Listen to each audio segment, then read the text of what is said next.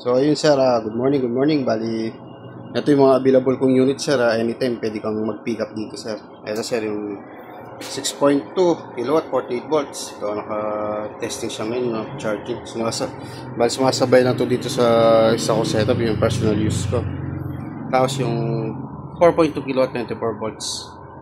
Bali ito, kaya niya naman yung dalawang aircon mo. Bali, mangyayari lang doon, ano ka lang, load management, kumbaga. Huwag mo siya sasabayan ng ibang load na kasi mataas na yung nasa 1.6 to 2 kilowatt na yung dalawang aircon Halos na-achieve niya na kagad yung 50% niya.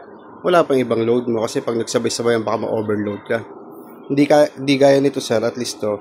6.2, dalawang aircon mo, sabihin natin 2 kilowatt, may 4 kilowatt allowance ka pa. So, pwede mo pang isabay yung rep mo, washing machine, TV, ilaw, charger, mga ganun, mga iba-iba pang gamit. Kaya ako kasi sir, dito ka na 6.2 para malaking allowance mo. Tapos sabay mo lang naman na DDH na battery tsaka 6 hanggang 8 solar panel para magagamit mo siya daytime. Okay yung daytime mo, wala kang problema. Kahit only aircon ka dyan, okay. Pero pagdating ng gabi yun, magsiship na yun sa Meralco. Automatic shifting naman to